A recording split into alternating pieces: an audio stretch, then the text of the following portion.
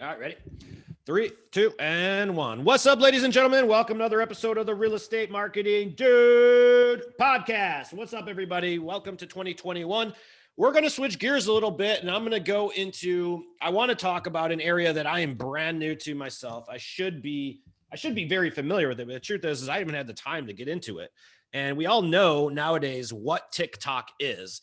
And so what we were discussing in the office a couple of weeks ago, and I'm like, all right, we did start our TikTok channel. So you guys, I have like a total of 28 followers right now. Go ahead and like our TikTok channel. Follow me on that. It is live, and we will be posting about 2 videos a day going forward until our channel takes off. But at the same time, I had my team sort of look, I'm like, all right, I want to find some real estate people that are actually doing it. People that are selling houses and, actually doing it and receiving clients and all of the above. And we find this dude named Alex. And most times people think that we can't teach Canadian shit. They think that they have to learn from us. But this guy is teaching us something today. He's in Vancouver, outside in that market, in that Vancouver area. And he has a total of over 40,000 followers already on TikTok. And we're going to go through and see sort of how it's working for him, because I know a lot of you guys are asking about TikTok. What do I do? How do I do it? I don't get it. How does it work? So we're going to go ahead and bring him on with someone who's doing it. What a better way to do that. So without further ado, let's go ahead and introduce our guest, Mr. Alex Dunbar. What is up, Alex? How's it going, Mike? Thanks so much for having me on the show. Excited to be here. Yes, sir. Why don't you go ahead and just give our listeners a brief little scoop on who you are, where you're at, and then we're going to get right into this, because I'm just as curious as they are. I want to know what the hell you're doing on TikTok. Yeah. So my name is Alex Dunbar. I reside in the Greater Vancouver area in BC, Canada, specifically Langley. I'm a residential real estate agent, so buying and selling. And I just got into TikTok this year with COVID and everything else, and kind of just gave it a shot. Thought it was all for 14-year-olds lip syncing and dancing, and had a couple of videos, took off, and really saw the potential and just ran with it. So we've gone at it about 8 or 9 months now. So you weren't doing it prior to COVID. You just started doing it on COVID because you're just like, fuck, I got to do something. I gotta get on video or do something. What made you want to do it? Boredom? Did you see opportunity? Because I wish I would have done the same thing, because we had so much time back then. What made you do it?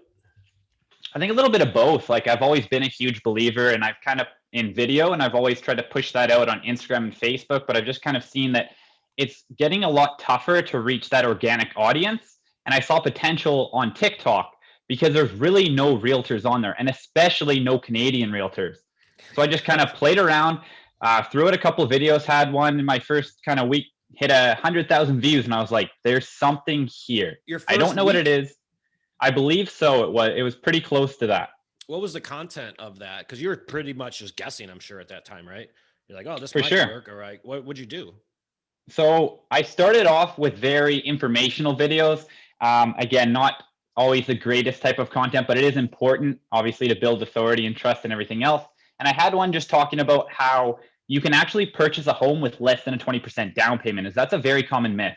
And when people heard that, they started sharing it with friends, asking questions, and I got a ton of engagement. It just really pushed out, especially to the whole Canadian audience. So that was one of the initial ones that kind of got me going. And from there, I started to play a little bit more with, more entertaining content, kind of having a little more fun with it. But I am a quite analytical guy. I like the numbers. I like some of the more boring stuff, but it's forced me, number one, you have to fit all that content within 60 seconds, and the shorter, the better. So take a 5-minute concept. That's hard for analytical like yourself, isn't it? Very true. Very true. So it forced me to cut down that 5-minute video into 30 seconds. It's what are those key points? And at the same time, how can I get across the main points without maybe giving away the more complex part of it? And that's going to lead people to have curiosity and ask me more questions. Awesome. And you mentioned to me, because me included, back in February, I get it. TikTok's here to stay. Okay. It's here to stay. I personally reluctantly held off. Cause I'm like, if it doesn't make it, do I really want to learn another platform? I'm busy, I don't have time. So it's no doubt it is 100% here to stay, but your market, most people typically think it's for kids. And before we started recording, you told me that your average sale price in your market that you guys live in is about $1 million plus. Is that right? For a detached home. So yeah, I mean, it depends on exactly where you are, but I would say like my personal average sale price is 600, 700,000, but average detached homes are over $1 million.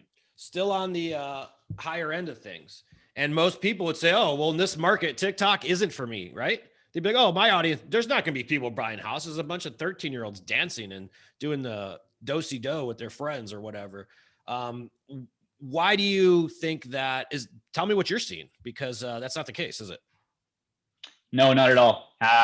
Actually, the very first client that I acquired off of TikTok, funny story, she was over 50 years old. We never met in person, and I wrote an offer for her before we saw each other face to face. And I still have the text message from her that said, "This is really weird. Like, you have all my personal information, all my financial documents. You wrote an offer on a house, and we've never actually met face to face." And right then I was like, holy crap, like Wow. there again, there's something here. I've just been pushing after it, and there's got to be more out there. That's amazing. This is what video does, you guys. Regardless of what it is, it allows people to get to see whom you are. More importantly, so that they can judge whether or not they'd enjoy or seen themselves even working with you. That is 100% the case all the time. People always come on, and even when our clients that we do videos for, they'll ask us. People are so concerned about the scripts. Folks, nobody cares about what you're saying. They're not even retaining it. They're only caring about how you're saying it. And I'm sure that this woman that you're talking about probably felt a connection to you in which way, shape, or form. Did you instantly get any type of common ground that you hit it off when you spoke? Um, just the fact that she was already big on social media, had been following people, and I stood out to her because I was actually educating people on TikTok, right? At that point in time, I wasn't going into as much of the entertaining type stuff. I was still pretty heavy on the informational stuff. But again, over time, I kind of built that in together, because if you can be educational and entertaining at the same time, I think that's almost one of the perfect combinations, 100%. right? So it's actually interesting. The average age on TikTok is older than you think. The last time I checked, it's around 27 or 28. So don't get me wrong, there are a ton of people out there that are younger, but TikTok itself actually tries to match you up with people that have similar interests, similar age, things of that nature. So it's not pushing me out to 14-year-olds. At least when you start, the algorithm starts to understand who you are, what type of content you're putting out, as long as you're being consistent, and it'll try to put that out to the people that want to see that stuff. Makes sense. So you're saying that for those of you guys thinking about doing TikTok, you're going to start out, it's going to be slow. And as you create more content consistently, then TikTok algorithm will work in your favor. Exactly. Exactly. It's a learning, it learns over time. And the one thing I'll say is, you could post 100 videos, you never really know which one's going to take off. There is a little bit of luck involved, but if you're consistent, if you post every single day, it's going to happen, right? And after that, kind of like, again, myself being an analytical guy, I've looked over a lot of my videos now that I have, I don't know, 300 plus out there. I've seen which ones performed well. I've looked at how long they are, what sort of content it is, and then I can try and work around that to produce future videos for that. And the other thing I was going to touch on is, I took the same approach with Instagram and Facebook. When you start, you're not going to put out a video and you're going to end a client just like that. It's going to be 6 months, 12 months, 18 months later before you actually start to see the results. And so many people quit before they reach that point because they think they're wasting their time. 100%. You know why? The reason that is, well, you don't have bad habits like most of us. The average age of realtors, I don't know what it is in Canada, but I'm sure it's around the same, but last I checked, was like 56 and a half years old. And we were never taught to this type of marketing. That's just not how it was. That's why so many people are having so much trouble with it. So for those of you agents that are into the business, brand new into the business, newer into the business, not by how old you are physically in years of age, but of how many years you've been in the business, you have an unfair advantage against all of the dinosaurs out there. That's the truth. Because of this, like, if you look at the example he just gave us, think about it. You don't need a listing presentation. You were going to get that deal regardless of whom that woman met with. Why? Because she felt like she could trust you. She felt connected to you based upon content that you created. And you cannot build a brand without consistent content creation over time. No differently than if I wanted to build a store, and let's say I have to break ground, I'd still have to build the infrastructure of that. When I still have to build the walls, I'd have to go in there and paint the walls. I'd have to put the roof on, mechanicals, plumbing. I'd have to build the infrastructure of the storefront before I could open up for business. And that's going to take some time. It's no differently than your own personal brand, folks. I'm telling you, your personal brand is the most advantageous asset. It's the only asset you have, to be honest with you. Alex, are people hiring Remax when they hire you, or are they hiring you? They're hiring me. 100%.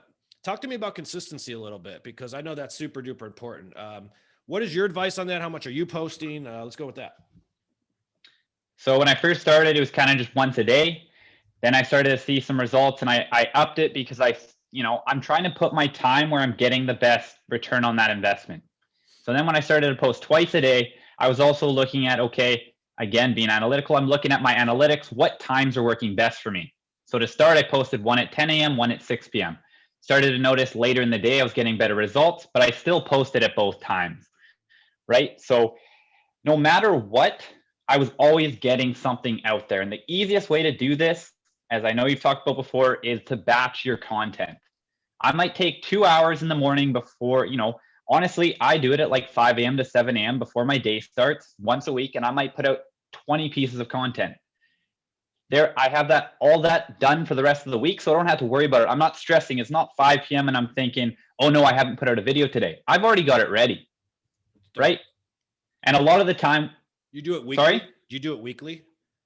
Pretty much for the most part. But I mean, at times I'll have 40 videos saved up because you can save them in your drafts, right? So, and there's 2 points to that, because I mean, we'll get into it shortly here, but there's so many different trends on TikTok that you want to jump on, and those have to be posted a little bit more immediately. Whereas original content or just general information, you can kind of save up and put it out as you wish.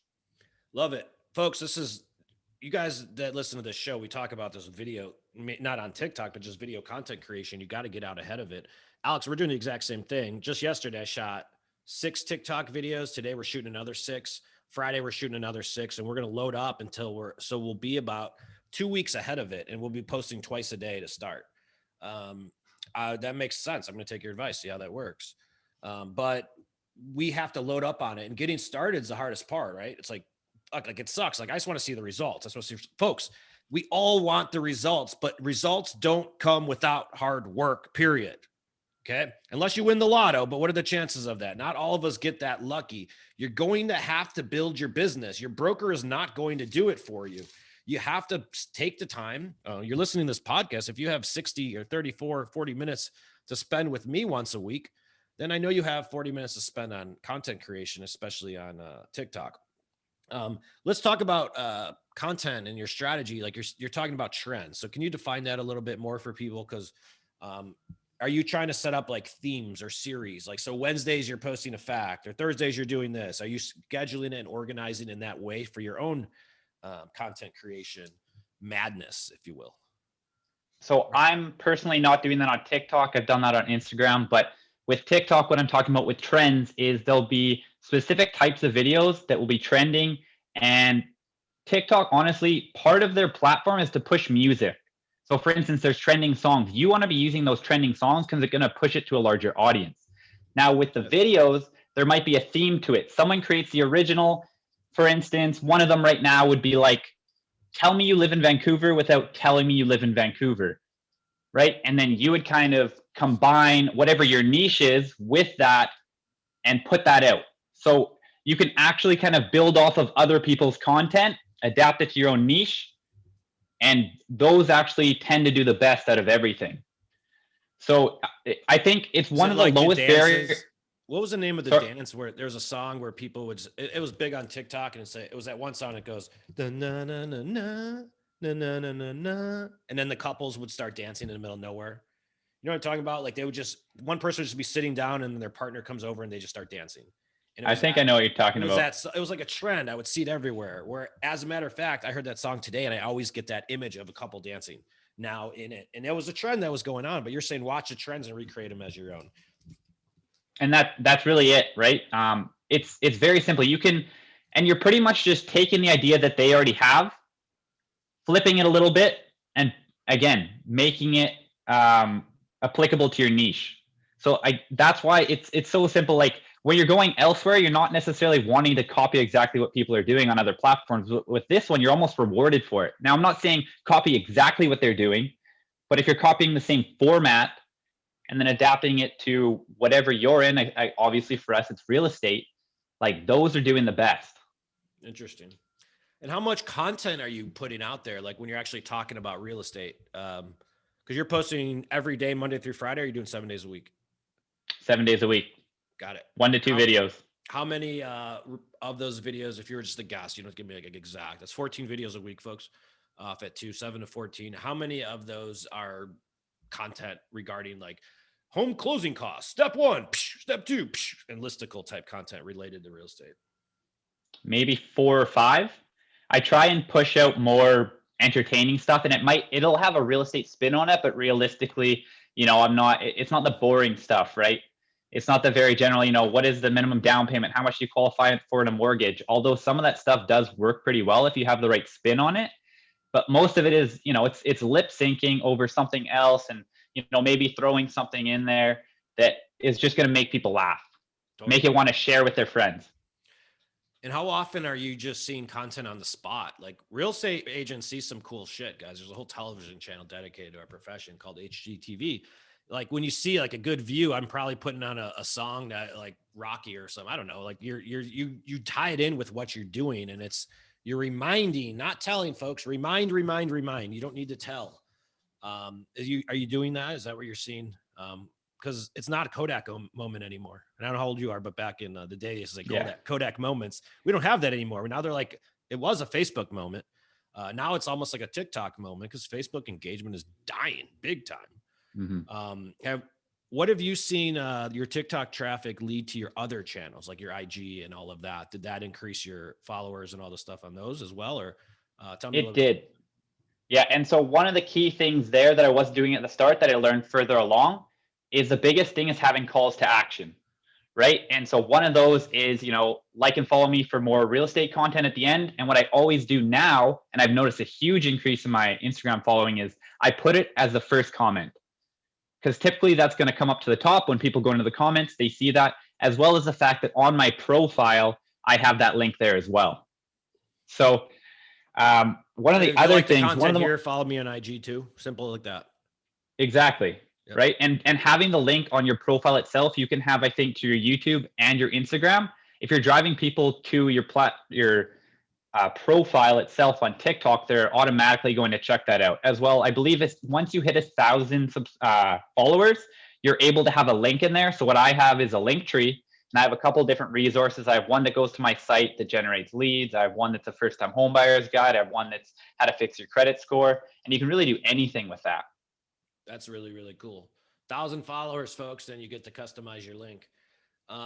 Folks, I think if you're seeing the trend here, it's that it's not the platform, it's the opportunity. TikTok right now just has a ton of opportunity to get found. I forget who was telling me this other day, but they put it very well. I forget who was speaking at it. Someone told me about it or something, but here's basically how they describe TikTok and Clubhouse.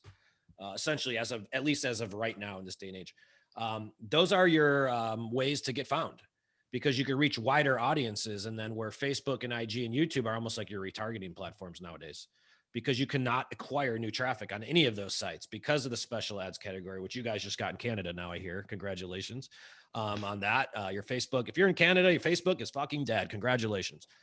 It's going to be more of a branding play. It has been in the States for some time because you can't target anymore. But that just means that you're going to have to, I look at Facebook and IG as a way to create retargeting audiences. That's all I'm using them for right now, because if they engage with you and you get them to click through to your site, or you get them to join your email list and all of that, great. They become retargeting audiences. And honestly, it's the retargeting that ends up getting the people to actually reach out and eventually call you guys, because people no one's in a rush to buy or sell a house. It's a lot of fucking work. They're like, it's the thing you do when you can't take it anymore. And it's the first person that you think of is the one you end up closing with at that time. That's why attention is everything. Super duper duper important. Dude, you freaking laid it out. I got a page full of notes here. I think our listeners have the same. what other tips, and we'll get this thing wrapped up. Give us any other final tips that people who are thinking about the platform. I mean, obviously, I'm getting on it. I'm in. All right, guys, I fought it for long enough. I'm starting. Follow my TikTok channel, please. Make sure you follow Alex's here as well, so you can see exactly what he's doing. But Alex, any other closing thoughts you want to add in here before we get this wrap? I actually have two big things that I'd like to touch on before we go. And number one, I want to talk to the people that aren't on video yet, as well as newer agents that maybe don't have a lot of leads to go off of. And so with TikTok and video itself, one of the things that I did when I first started is I would basically reciprocate exactly what I was learning and put it on a video. Now that's doing three things right there. You're teaching yourself, you're teaching your audience, and you're getting more comfortable on video. And especially with TikTok, it's the easiest platform to get onto. It's the lowest, like if you look at Instagram or Facebook or anywhere else, the video quality, the pitch quality, everything's getting higher and higher. TikTok, you can still just take the phone, flip it to yourself, and really, I mean, it doesn't have to be high quality, right? And I mean, the phones that we have now, you're getting pretty high quality video anyways, but you don't need to edit it. You can edit it right on your phone. Yep. Right? So that's where I would get, don't be scared. I sucked on video when I started. I still don't think I'm fantastic, but I'm always improving. And now the second part I'd like to touch on is I'd like to give the audience some of my actual key tips if you want to get started. So if you're listening to this right now, get out your pen and paper. This is my list of tips on how to make the best videos, in my opinion, from what I've learned and through my experience. So video length, no less than 8 seconds. The sweet spot is 15 to 30. Now, a big reason for this is there's about 7 analytics that they go off of that the algorithm is going to push it out. So obviously views, likes, comments, video integrity, whether you're gaining new followers, whether it's shared, whether it's saved, audience retention, and average video view length. Now, average video view length is one of the most important things. So what you want to do there, of course, at the beginning of the video, you need a good hook, right? You want to keep them there to the very end. So if you're going to give them, can you believe that XYZ? You don't want to give that answer away in the first 5 seconds of the video. You want them to know that that's what they're looking for, build up to it, and give it to them at the end, because that's going to push your video to more people. Now, how the algorithm works is it kind of works in groups. So you'll first be pushed out to about 100 people. It'll see, what was the engagement there? How many people liked, shared, did all these things? If it went well there, it'll push it out to 1,000 now. If you do well there, again, it keeps testing, and then it'll go to 10,000, then to 20,000. So it keeps building out. So those are some of the most important things with creating the video itself. Now, hashtags. We want to use 3 to 6. And ideally, you want it to be between 100,000 and 1 million users. Now, the reason for this is you want to rank very high in that. So if someone searches that hashtag, your video is going to show up first. If there's 1 billion, you may not necessarily be seen because you're never going to have one of the most viewed videos. A couple more things. You want good lighting. TikTok can tell if you're using good lighting.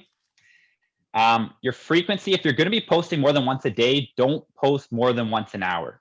When you first get started, try 1 in the morning and 1 in the evening and just play around with that. But the algorithm gets confused if you put out a video and then just put out another one, because it's still trying to learn who you are, again, especially when you're getting started.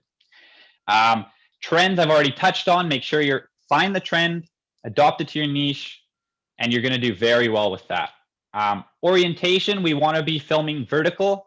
It favors vertical videos versus horizontal. Your caption, it actually TikTok reads into what your caption is, what the words are that you actually put on the screen. So there's a lot that goes into it. So you want to have, if it's specifically about your city, you're going to want to have your city name in there, right? As well as I mentioned before, the intro, in that first 5 seconds, you got to hook them. You got to make them want to stick around till the end of that video. And then the last thing would just be pattern interrupts. So film the video with breaks. If you watch all my videos, I film in about 5-second clips at a time. Number one, this is going to make your video go a lot more fluently. There's not going to be big pauses. You may not be the best speaker, and you don't have, if you want to script it, all you have to remember is a sentence or two. That's right. And it looks like you're a genius when you're reading that out. That's right. Right? It's so familiar with green screen, because as you say a sentence at a time, and it looks like you're just like saying it the whole way through, but it's just jump cuts. And that's it, jump cuts. Yep. And then along with that, make sure you have different text coming on the screen. with each of those jump cuts, right? Keep the audience's eyes there, keep new things going. Maybe it's a different background, whatever that may be, but different sorts of pattern interrupts. And now the last thing that I'll leave you with is you want to focus on 4 different types of content: educational, entertaining, engaging, and emotional. And if you can somehow fit all 4 of those E's, so it's the 4 E's into one video, that's where you're probably going to do the best. So I think educational and entertaining, those are pretty self-explanatory. Engaging, since there's different ways for people to engage with you, whether you're asking a question on the video, right? There's polls that you can put on there. You can get people to duet you, which means that your video will show up side by side. There's something called stitch. So they can take the first portion of your video and add the end. So for instance, like I had said before, tell me you live in Vancouver without telling me you live in Vancouver. And I would go, let me go first, right? And I start complaining about rain because that's what people in Vancouver do. So what you would do is you would take that first part and do your own thing, right? And then with let's put that in the context really quick, because that's a really good example. And you instantly reminded me of Chicago, because it's cold or like it's raining. So like you could be like, it is so cold here, but the beer never gets warm. Right? Like something so simple like that in 15 seconds, right? And it's just reminding them where you guys live. But we overthink that type of content creation and just remind. That's a really good example. Sorry, I didn't mean to interrupt. Keep going. No worries. And the last one, it's just with emotional. Like, I mean, that's one of the biggest things, right? How can you touch people's hearts? How can you, get them to relate to what you're saying, right? So that's typically done through storytelling. We all know storytelling is the best thing you can do. But if you're able to do that, again, that's going to get the most engagement for the most part with any sort of video. And again, if you can get all 4 of those into one video, that's where you hit the jackpot. It's not easy. If you can get 1, 2, 3 of them, that's fantastic. But those are kind of the 4 things you want to focus around. And then the last point just being, again, trending. Yep. Very well done, dude. You gave it really simple way, I think, to everybody to understand here. Alex, why don't you go ahead and if you guys aren't paying attention, follow this dude's channel, like see what he's doing. Follow a bunch of people, see what other people are doing, and then make it yours. I mean, that's how this business always works. In any business, they always call it R&D, rip off and deploy. But it's really rip off, deploy, put your own twist on it is what is always the case. Don't recreate the wheel. It's already been created. Just add your spin to it and make that wheel yours. Alex, why don't you go ahead and tell our listeners a little bit how they can connect with you if they like. And if you guys have referrals in Vancouver and you want a tech agent that understands their shit, send this guy some referrals. You pay referral fees? I do. All right. Well, go ahead and take the floor. Tell them how they could reach you, and we'll get this one wrapped up.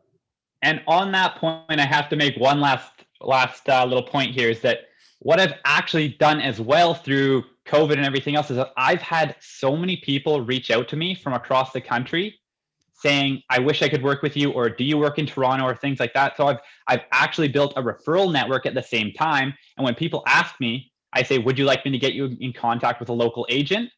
I get them in contact with that local agent who I've already had a conversation with, built a relationship with, and I'll get a referral fee for them. So I've almost built another source of revenue through that.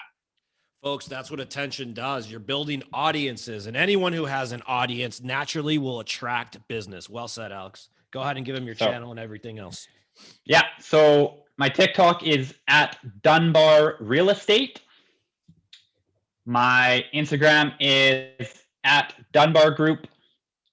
If you want any of these tips, I can send you a list of everything I went over today. Email me at alex@dunbargroup.ca. And dunbarrealestategroup.ca is my personal website. And again, if you guys have any sort of questions, I'm always happy to help.